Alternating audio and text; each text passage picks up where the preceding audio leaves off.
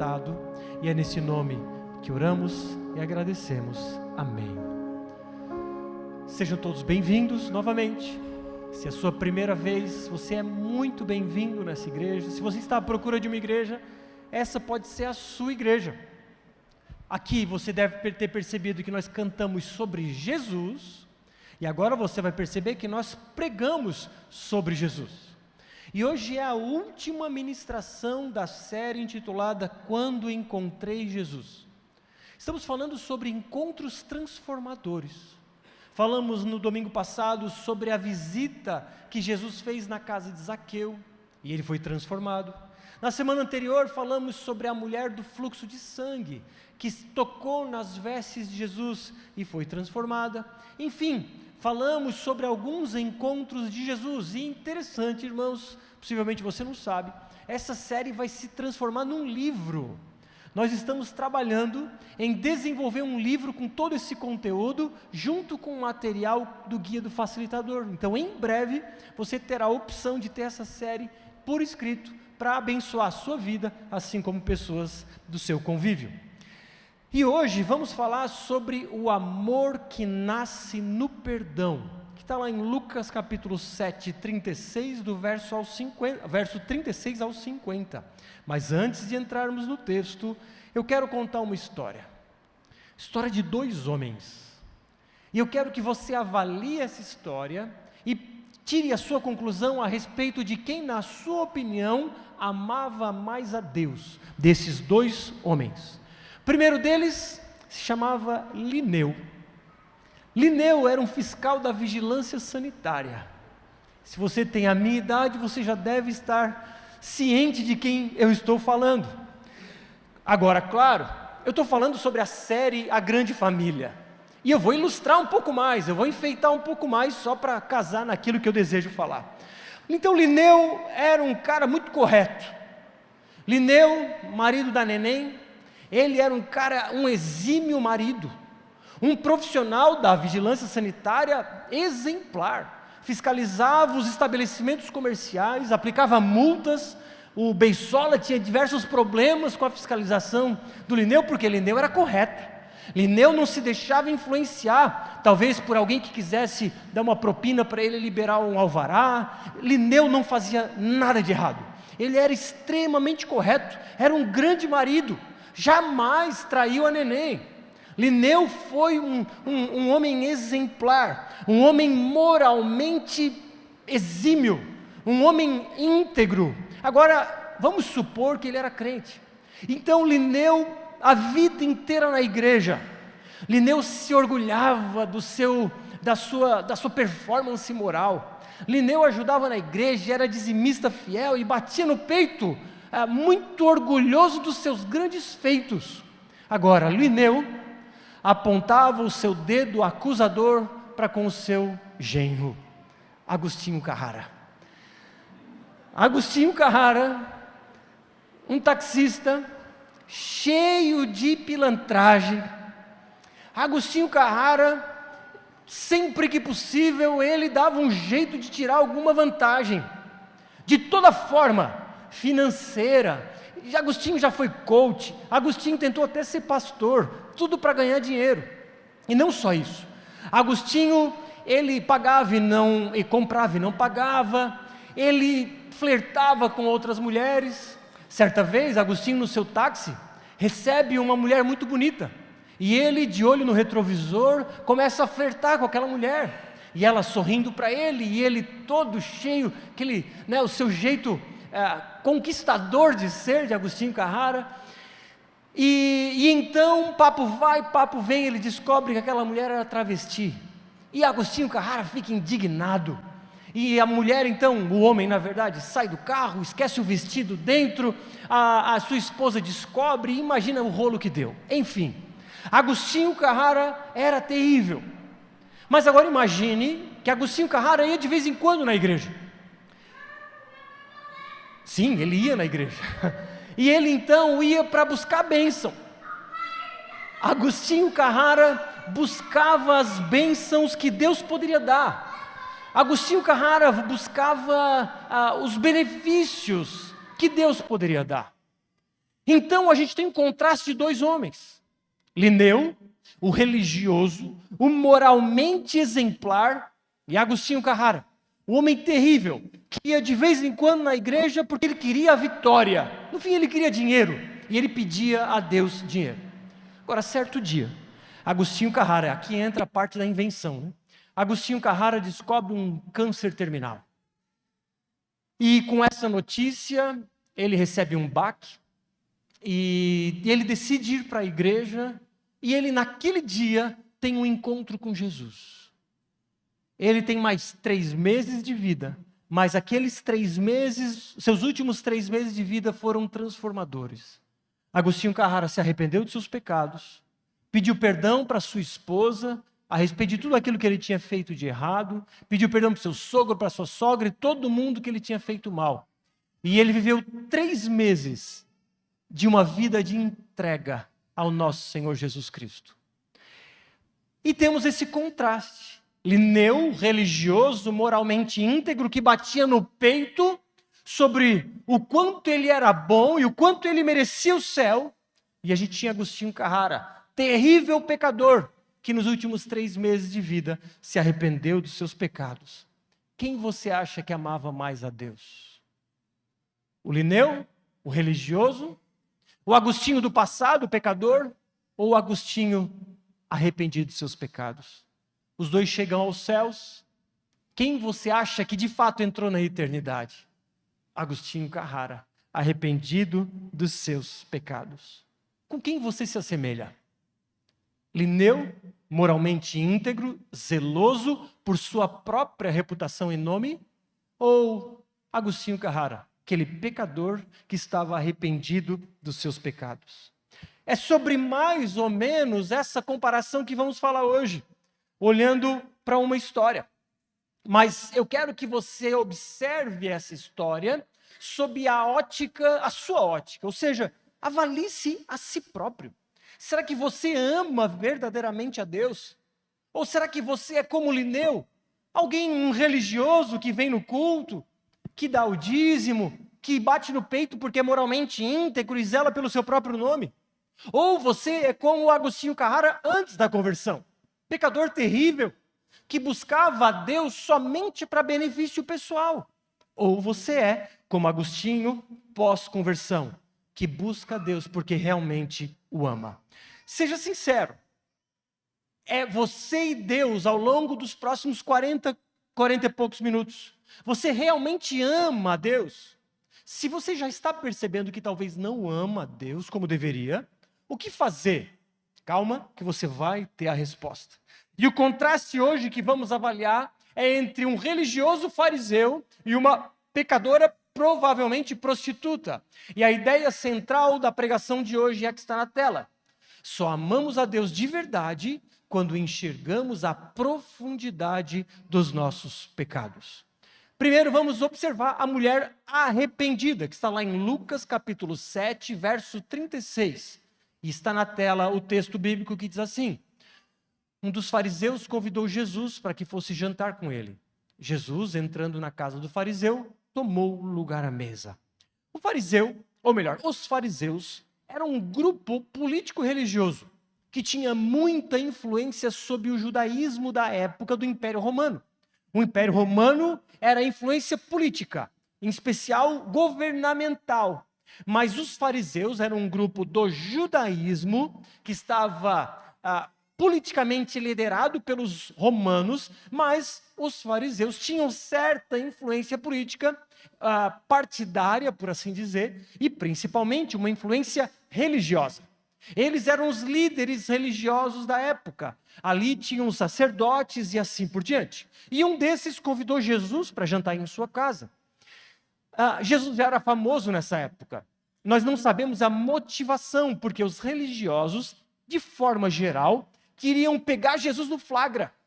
Porque Jesus se dizia o Filho de Deus, e os religiosos judeus estavam horrorizados com aquela fala, queriam pegar Jesus no flagra para dizer: ele é um falso Messias, ele é um falso profeta.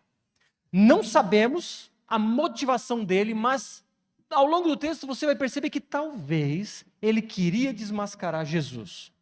Mas nesse jantar, verso 37, Lucas diz assim: e eis que uma mulher da cidade, pecadora, sabendo que ele estava jantando na casa do fariseu, foi até lá com um frasco feito de alabastro, cheio de perfume.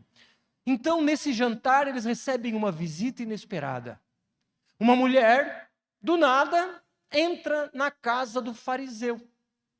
Era comum, quando alguém recebia alguém importante para um jantar, outras pessoas entrassem para participar daquele momento, não para se assentar à mesa, mas para observar e ouvir as conversas.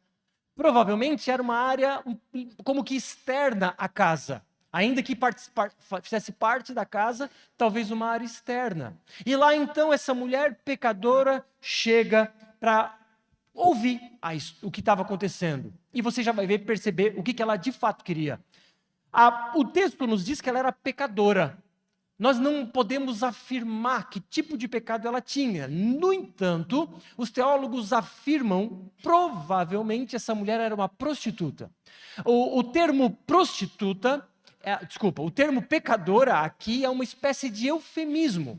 É uma forma mais branda de falar o termo prostituta. Então, para evitar essa palavra, ele disse uma mulher pecadora. Mas, como eu disse, provavelmente, de fato, era uma prostituta. Agora, isso era um absurdo. Era um absurdo uma mulher pecadora, prostituta, entrar na casa de um religioso judeu. Porque os pecadores eram considerados impuros. E alguém impuro, se tocasse num utensílio que outra pessoa tocasse depois, esse outro se tornaria impuro. Se ele tocasse em alguém, esse outro se tornaria impuro. E essas pessoas impuras precisariam passar por rituais de purificação. Mas o fato é que essa mulher, segundo o texto que está na tela, tinha um frasco feito de alabastro, cheio de perfume. Esse era um frasco feito de gesso, um frasco muito fino e muito caro, com um pescoço comprido, em que se quebrava para usar o seu conteúdo. Ao quebrar, ela deveria usar todo o seu conteúdo, e ela carregava perfume dentro desse frasco. É fato que era algo caro na época. Um perfume era muito caro, e essa mulher vai ao encontro de Jesus com esse vaso cheio de alabastro.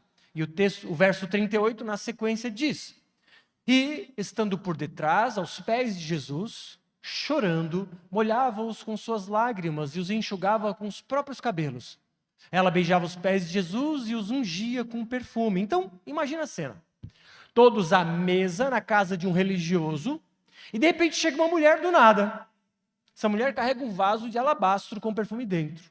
Na época, as mesas eram mais baixas, as pessoas se recostavam em espécies de almofadas, elas se recostavam à mesa com o cotovelo esquerdo, os pés ficavam para trás, como que ajoelhadas de lado, os pés para trás, recostadas na mesa com o cotovelo esquerdo e com a mão direita comiam.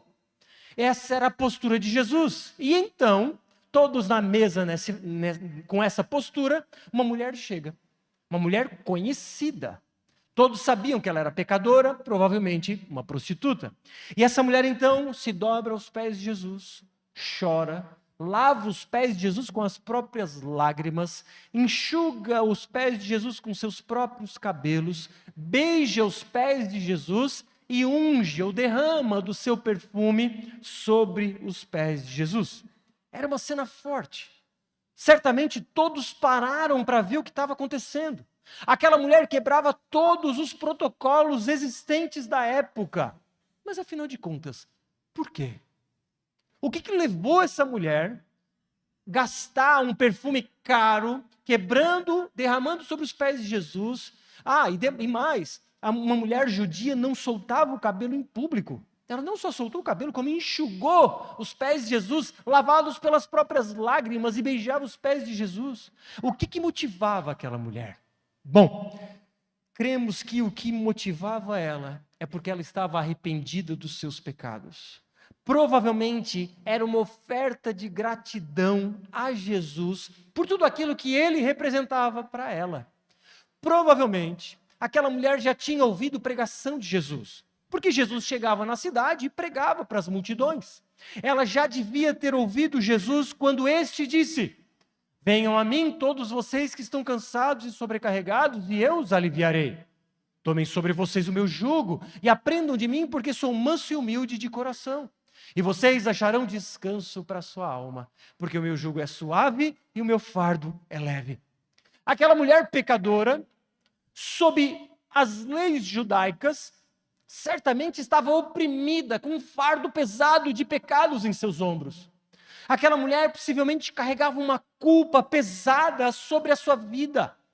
Provavelmente, ao se deitar com homens, aquela mulher angustiada, se sentindo suja, se sentindo uma pecadora terrível, e sobre ela o fardo dessa culpa, porque era isso que o judeu ensinava. Os fariseus diziam que a salvação era conquistada por obediência. Os fariseus, os religiosos da época, diziam que você alcança os céus se você for obediente. E se você não for obediente, você vai para o inferno. Eles entendiam que pelo esforço moral, você conquista a salvação eterna.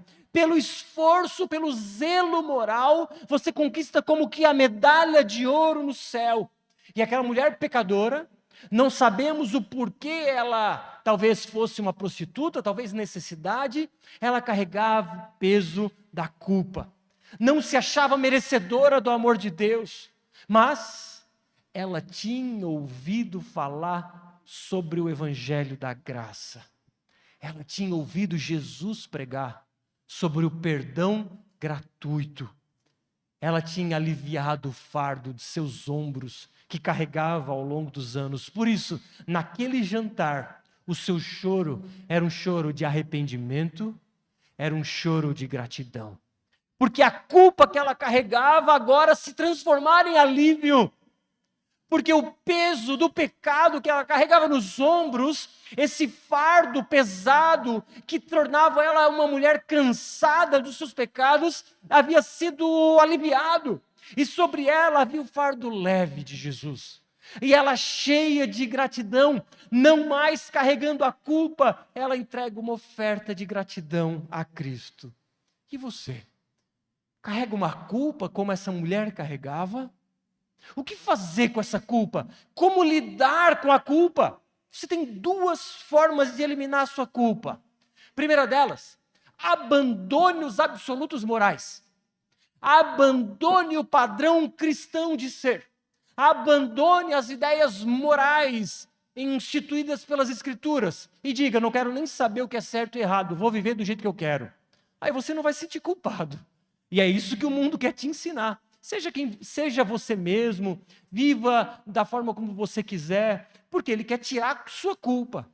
Mas o alívio da culpa desse tipo não alivia as consequências do pecado. Por outro lado, a outra forma de aliviar-se da culpa do pecado é arrepender-se dos seus pecados. A palavra diz que onde abundou o pecado, superabundou a graça. Não existe pecado que não possa ser perdoado. E esse perdão, ele é gratuito, meus irmãos. Alguns podem ensinar que você é perdoado se você for um dizimista fiel. Alguns podem dizer que você será perdoado se você cumprir um ritual X. Alguns podem dizer que você só será perdoado se parar de fumar, se parar de beber ou se parar de ir para a balada. Alguns dirão que você só será perdoado se você vir nas 7 quartas-feiras do perdão, ou coisa do gênero. Isso não é verdade. O perdão é gratuito. Bruno, então, onde é que se consegue esse perdão gratuito? Porque coisa de graça é comigo. Coisa gratuita, onde eu vejo fila, eu vejo que tem coisa gratuita, eu entro. Agora o perdão, que me alivia a culpa, é tudo que eu quero. Onde encontro o perdão para os meus pecados? Onde alivio esse fardo pesado que tenho carregado? Na cruz. Mas como que eu conquisto esse favor, esse presente do perdão dos meus pecados? Estenda mãos vazias. Como, Bruno? Diga, Senhor, perdoa os meus pecados. Eu não tenho nada a te oferecer, a não ser mãos vazias, suplicando para a tua graça e misericórdia sobre a minha vida. Isso é suficiente para você ser perdoado completamente e de uma vez por todas dos seus pecados do passado, do presente e do futuro. Você não vai ser perfeito, mas você já tem a garantia do perdão dos seus pecados. E eu tenho certeza que isso não vai te fazer mergulhar no pecado. Porque aqueles que são gratos, veremos, se entregam a Cristo. Então, meus irmãos, se você carrega culpa sobre os seus pecados, venha aos pés da cruz, estenda mãos vazias e rogue por esse perdão. Desse jeito você é aliviado dessa culpa. Agora, essa era a mulher arrependida. E quando você vai aos pés de Cristo, você recebe o perdão gratuito, a sua vida muda. Você procura viver de uma forma diferente daquela forma como vivia. Então não quer dizer que não importa zelar pela moralidade. Não quer dizer que não importa obedecer à palavra. Significa que essas coisas não são causa, mas são consequência. Já vamos falar mais sobre isso. E então o fariseu crítico. O texto segue dizendo assim: ao ver isso, o fariseu que o havia convidado disse consigo mesmo: se esse fosse profeta, bem saberia quem e que tipo de mulher é essa que está tocando nele, porque é uma pecadora.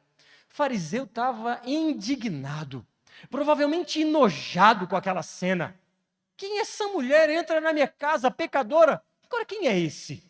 Ah, se ele fosse profeta, ele saberia que essa mulher é uma pecadora, porque o profeta tinha esse discernimento. Então, provavelmente, como eu disse, esse homem queria pegar Jesus no flagra. E aqui é um indício. Ah, se ele fosse profeta de verdade, ele saberia. Então, provavelmente, ele estava querendo pegar Jesus no flagra e estava pensando consigo mesmo: esse homem não é profeta coisa nenhuma. Ele é um falso profeta. Agora, o religioso, crítico, não só não reconheceu o arrependimento daquela mulher, como não reconheceu Jesus como Messias. Irmãos, a religiosidade cega. Os religiosos estão cegos. Não conseguem ver os próprios pecados. Não conseguem ver o arrependimento genuíno de outros. Tampouco conseguem enxergar Jesus. Por quê, Bruno? Porque essa mentalidade religiosa, essa mentalidade do mérito, que era a mentalidade ensinada pelos judeus, que é também a mentalidade ensinada por muitos em muitas igrejas. Isso não é o evangelho, meus irmãos. Essa mentalidade da conquista, de conquistar a salvação, de ser merecedor das bênçãos, é uma mentalidade meritória que em nada tem a ver com o evangelho da graça. Não tem nada a ver com um perdão gratuito. Essa ideia de se esforçar para conquistar o favor de Deus não é o evangelho de Jesus Cristo. Não é o evangelho da graça. Porque o evangelho diz que o perdão é gratuito, basta estender mãos vazias.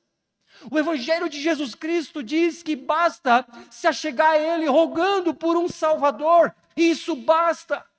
Vimos que um simples toque em suas vestes já é suficiente para transformar o seu coração. Basta estender mãos vazias, porque o perdão é gratuito. E você? A quem se assemelha nessa história? Ao religioso que aponta o dedo para o pecador, que não enxerga os próprios pecados? Ou a mulher pecadora, triste pelos seus pecados, mas agora feliz, porque aliviava a sua culpa? E diante disso, quem você acha que amava mais? O religioso íntegro, moralmente perfeito, ou a mulher pecadora, prostituta, arrependida? Vamos ao contraste entre os dois. O texto segue assim: Jesus se dirigiu ao fariseu e lhe disse: Simão, agora a gente conhece o nome dele, é Simão. Tenho uma coisa para te dizer. Ele respondeu: diga, mestre. Jesus continuou: certo credor tinha 2 devedores. Um lhe devia 500 denários e outro devia 50. E como eles não tinham com o que pagar, o credor perdoou a dívida de ambos. Qual deles, portanto, o amará mais? Simão respondeu: bom, penso que é aquele a quem mais perdoou. Jesus disse: você julgou bem. Jesus conta uma história. A ideia de contar histórias era a forma de ilustrar a situação e facilitar o entendimento de Simão, que não estava conseguindo compreender a situação. Jesus diz: Simão, tinha um cara que para ele 2 pessoas deviam dinheiro. Uma devia 50 denários, denário era um valor correspondente a um dia de trabalho naquela época. Então, esse homem devia o equivalente a 50 dias de trabalho.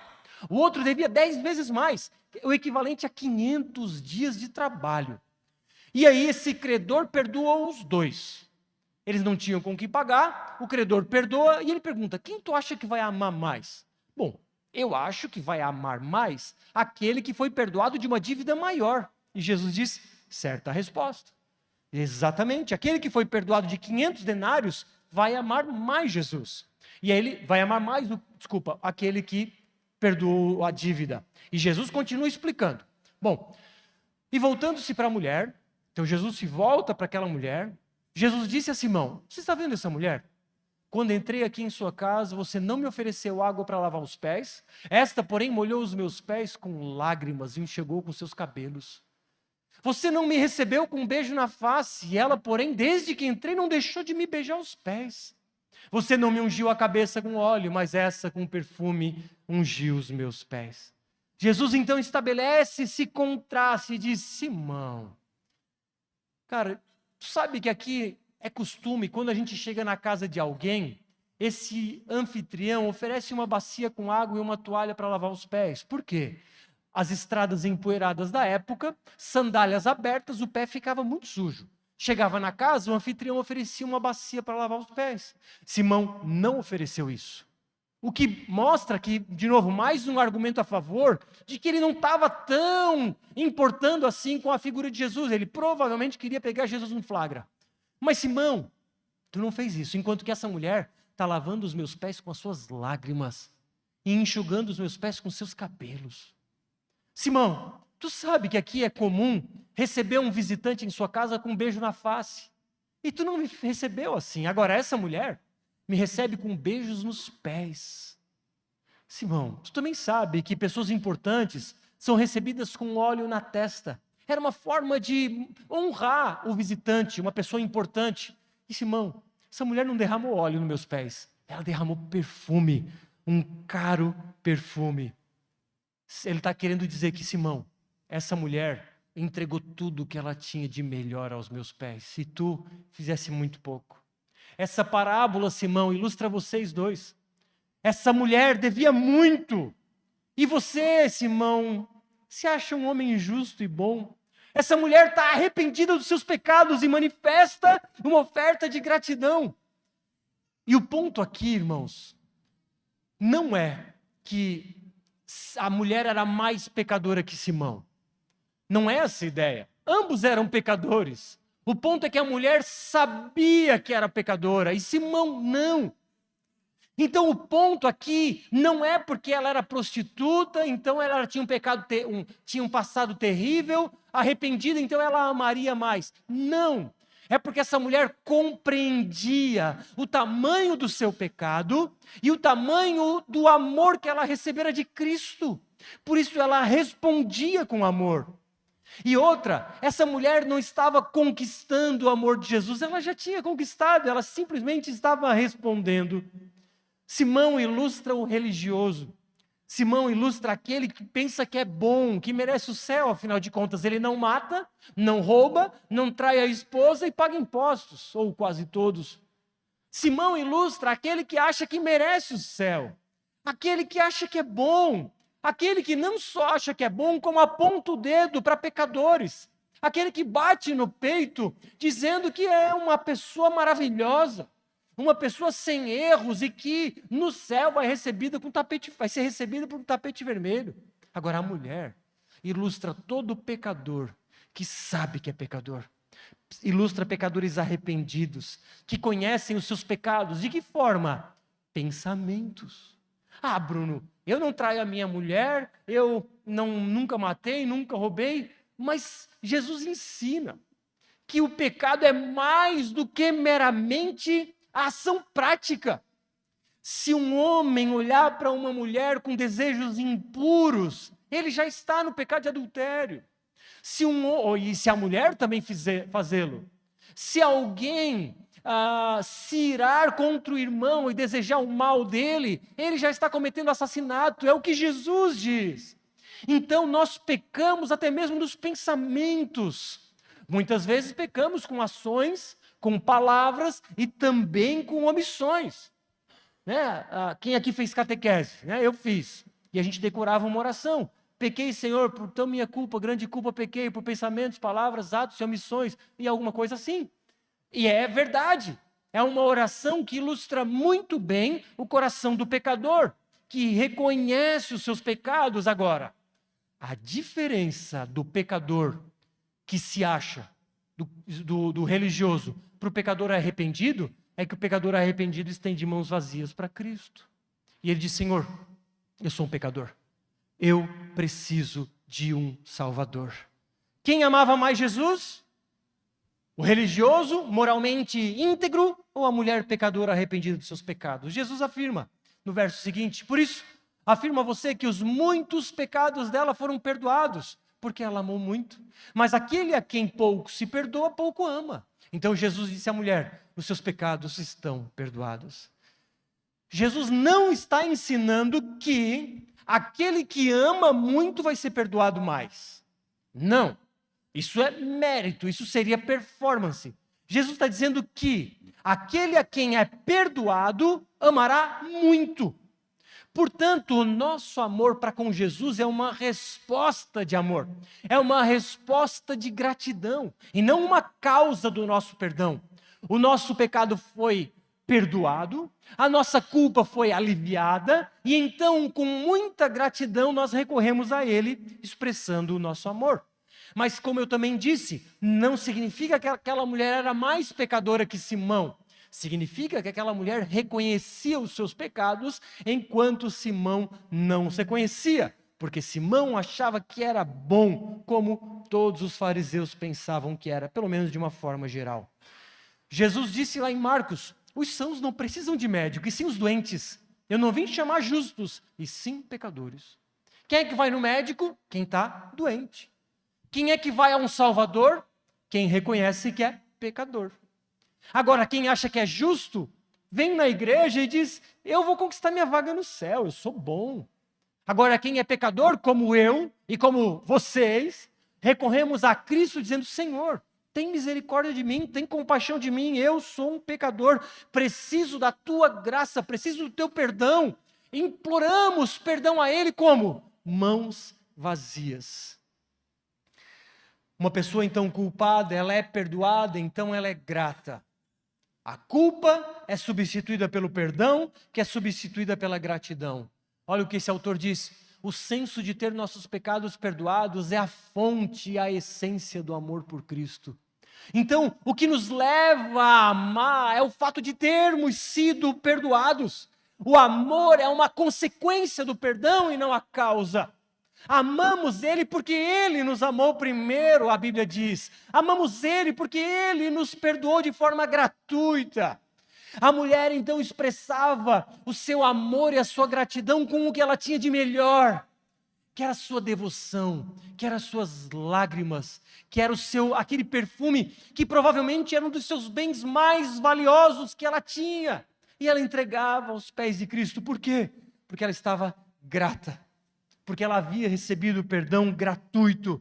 E por causa desse perdão gratuito, ela era cheia de gratidão. E essa gratidão não era meramente expressa em palavras, ela expressava essa gratidão por meio de vida prática. Estendemos mãos vazias, recebemos o perdão, declaramos a necessidade de um Salvador, somos perdoados e então vivemos uma vida que responde a esse amor de forma prática. Como? Com obediência. A obediência, portanto, é uma consequência de termos recebido o perdão. A obediência não é a causa que nos leva para o céu, mas é a consequência de termos recebido a salvação eterna. E a mulher enfrentou os obstáculos que ela poderia enfrentar para demonstrar aquele amor. Esse mesmo autor diz, enquanto não houver mais amor para com Cristo em nosso coração, não faremos mais por Ele. Se eu não amo, eu não faço. É por isso que a gente quer construir igrejas apaixonadas por Jesus. O temor do castigo, o desejo de recompensa e o sentimento de obrigação, todos esses são argumentos proveitosos para persuadir os homens a uma vida de santidade. Olha só, alguns podem dizer, você vai para o inferno se você fizer tudo errado. Medo do castigo. Outros podem dizer, você vai ser rico se você for obediente. O quê? Desejo de recompensa. Outros podem dizer, olha, você precisa fazer isso, o quê? Sentimento de obrigação. Tudo isso pode persuadir pessoas, no entanto, são argumentos frágeis e impotentes. Até que os homens amem a Cristo, se esse princípio dominar o coração de alguém, então veremos toda a sua vida transformada. Seja apaixonado por Cristo e a sua vida vai ser uma vida de entrega a Ele. Se você for motivado por medo, esquece. Obrigação, esquece. Desejo de recompensa, esquece. A resposta que brota em nosso coração é movida por perdão gratuito. Portanto, o amor é o segredo para realizar.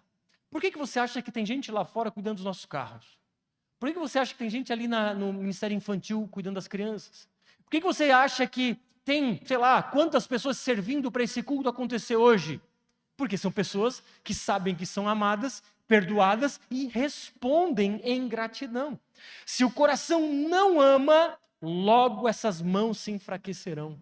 Se o coração não ama, as mãos se enfraquecem em breve. Você o ama? Avalie a sua vida. Como saber se você ama? Ah, Bruno, eu sou tão apaixonado por Jesus. Olha, eu sinto uma coisa tão boa.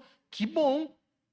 Mas se essa coisa boa que você sente não redunda em uma vida de ação prática, você provavelmente não ama Jesus. Você ama a si próprio e as sensações boas que ir num culto pode provocar. Aqueles que amam de verdade sentem, sim, o coração é afetado, mas as mãos são impulsionadas. É a mente que entende, é o coração que é transformado e são as mãos que servem. Portanto, o serviço é uma resposta de gratidão àquele que veio para me servir. E então, o último ponto é o Salvador gracioso. O texto diz, então Jesus disse à mulher, seus pecados estão perdoados. Os que estavam com ele à mesa começaram a dizer entre si, quem é esse que até perdoa pecados? Mas Jesus disse à mulher, a sua fé salvou você, vá em paz. Aquela mulher, carregada de culpa, havia sido perdoada. Tendo recebido esse perdão, essa mulher amava. Ela já devia provavelmente ter recebido esse perdão antes. Ela já tinha sido aliviada a sua culpa lá quando ouviu Jesus falar. Agora era a confirmação de tudo aquilo. Agora era o momento que ela podia demonstrar de forma prática aquilo que ela já tinha sentido em seu coração.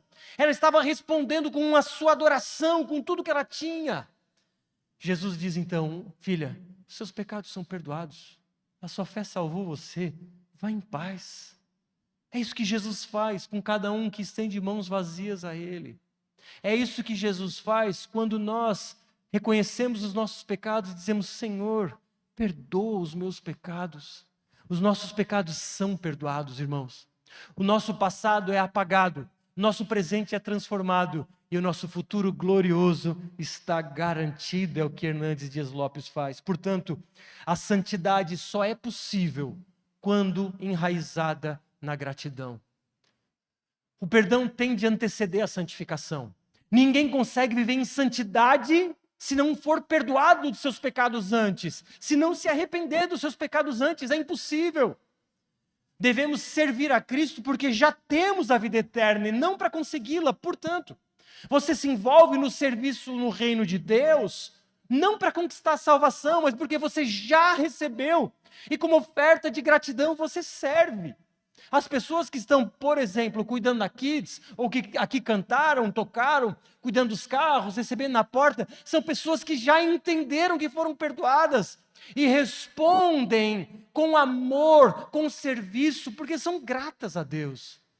O coração que experimentou o amor perdoador de Cristo é aquele que ama a Cristo e se esforça para glorificá-lo. Então, quando experimentamos esse perdão, nós oferecemos uma resposta de gratidão.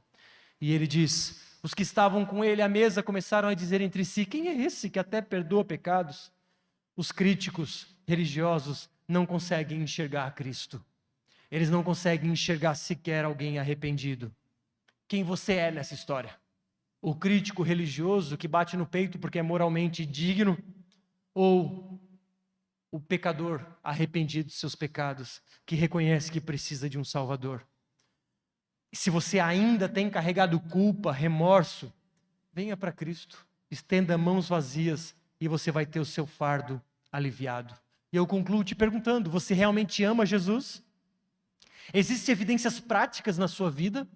Porque então, para saber se você ama, você precisa ver onde está o seu coração. A sua vida gira em torno de quê? Se Jesus te chamasse para ser missionário no interior da África, você diria o quê? Não, Senhor, eu prefiro ficar aqui em Criciúma, aqui eu estou perto da praia, eu estou perto da serra, posso assistir o meu joguinho do tigre, eu posso ir para a praia no verão, tenho neve na serra, vou para Floripa lá, como uma comida legal, aqui a vida é boa, deixa eu aqui na Viva, curtindo, uma vida boa, tudo certo, fazer todas essas coisas. No entanto, aqueles que de fato amam a Deus estão dispostos a abrir mão dos seus próprios sonhos, para abraçar os sonhos que Ele tem para nós, que são muito melhores. Deus é capaz de fazer infinitamente mais do que pedimos ou pensamos. E Ele tem sonhos muito maiores do que os nossos próprios sonhos. Ah, Bruno, meu sonho é ganhar uma BMW. Deus, será que Ele vai me dar uma Ferrari? Não é sobre isso, meus irmãos. O reino de Deus é muito mais do que uma BMW ou Ferrari, ainda que você possa ter. E se você tiver, me chama para uma volta. Mas o reino de Deus é sobre coisas eternas. Você pode comer bem, você pode ir no jogo do tigre, você pode ir para a praia, surfar e etc. No entanto, a sua vida não gira em torno disso, porque a sua vida não gira em torno de você, gira em torno dele. E quando a sua vida gira em torno dele, você está disposto a pagar o preço que for necessário para uma vida de obediência, porque Ele pagou com a própria vida o preço para salvar nós pecadores e de forma gratuita oferecer o seu perdão. O que você faria para responder àquele que te amou primeiro e se entregou numa cruz, tendo cravos sobre suas mãos e pés, espinhos sobre a sua testa, uma lança sendo fincada em seu lado e tendo Ele recebido a ira santa e justa do Pai? Como você responderia àquele que te amou primeiro e antes da fundação do mundo já havia te escolhido? Quando tu estavas no ventre da tua mãe, Ele já estava te formando e os planos que Ele tem para ti são muito maiores do que aquele que você acha que tem. Como você vai responder a esse que nos amou primeiro? Então avalie a sua vida. Existem evidências de que você ama Jesus? Não, Bruno, eu amo a mim mesmo. Responda. Como? Oferecendo as suas mãos vazias e seja perdoado os seus pecados. Só amamos a Deus de verdade quando enxergamos a profundidade do nosso pecado. Talvez você seja um religioso. Talvez você esteja simplesmente cumprindo regras. Simplesmente porque você é disciplinado. Vindo na igreja, parou de fumar, parou de beber, parou de ir na balada, essas coisas, e carrega a Bíblia embaixo do braço e acha que está tudo certo. Irmãos, é sobre arrependimento lá dentro. E arrependa-se enquanto há tempo. Arrependa-se porque quando você reconhece os seus pecados, você então se arrepende e reconhece a necessidade de um Salvador. Você recebe um perdão gratuito. Você então responde com gratidão e amor, e essa resposta ela vai ser uma resposta prática. Como você tem lidado com tudo isso? A expectativa de perdão que não vem acompanhada de transformação comportamental é mera ilusão, irmãos. Então, você consegue perceber que você realmente foi perdoado dos seus pecados? Arrependa-se enquanto é tempo. Jesus disse: muitos naquele dia vão me dizer: Senhor, Senhor, nós não profetizamos em Teu nome, e em Seu nome não expulsamos demônios, em Seu nome não fizemos muitos milagres. Então lhes direi claramente: eu nunca conheci vocês, afastem-se de mim, vocês que praticam o mal. Jesus vai mandar afastar-se dele naquele grande e glorioso dia do julgamento final. Vai mandar se afastar aqueles que fizeram coisas para Ele, no entanto, nunca se renderam a Ele de coração. Jesus vai dizer: aqui não é um lugar de vocês, porque vocês não se arrependeram dos seus pecados. Vocês eram meros religiosos, que só cumpriam tabela, cumpriam regras. Portanto, arrependa-se enquanto é tempo. Jesus disse: arrependam-se porque está próximo o reino dos céus. O céu é lugar de pessoas arrependidas dos seus pecados, de pessoas que foram libertas da sua culpa. Como, Bruno? Estendendo mãos vazias e suplicando por perdão. Então eu trago aqui 4 passos práticos para que você possa dar, caso ainda não tenha dado. O primeiro deles, reflita sobre o seu pecado. Reflita sobre as suas omissões. O que você deveria fazer que não faz? Sobre as suas palavras, sobre os seus atos, ou mesmo sobre os seus pensamentos. Reflita. A Bíblia diz que todos somos pecadores. E tendo essa visão honesta sobre si mesmo, olhando no espelho, arrependa-se dos seus pecados, corra para Jesus. Porque Jesus disse: todo aquele que o meu Pai me dá, esse virá a mim. E o que vem a mim, de modo nenhum o lançarei fora. Ninguém que vai a Ele estendendo mãos vazias será lançado fora. Todos aqueles que recorrem a Ele, arrependidos dos seus pecados, são abraçados e são trazidos à sua família. Portanto, não perca tempo, arrependa-se dos seus pecados enquanto é tempo, e Ele vai te trazer para a família dEle. Terceiro, relembre o quanto você já foi perdoado. Se você já deu esse passo de fé, de se entregar a Ele, relembre do seu passado. Porque à medida em que a gente relembra no nosso passado, um senso de gratidão brota em nós e a gente se engaja mais. E por fim, entregue-se à missão de Deus na terra. Sirva, simplesmente sirva. Eu vou deixar aqui 2 QR Codes, a banda pode subir. Todos nós vamos cantar agora. E se você quer ser batizado, você aponta a câmera do seu celular para esse QR Code. E você vai preencher um formulário de 3 perguntas. E se você quer servir em alguma área, aponta a sua câmera para esse outro QR Code. E se você não sabe o que é QR Code, no final do culto os pastores vão estar aqui à frente. Vem falar com a gente. Quero ser batizado, quero servir.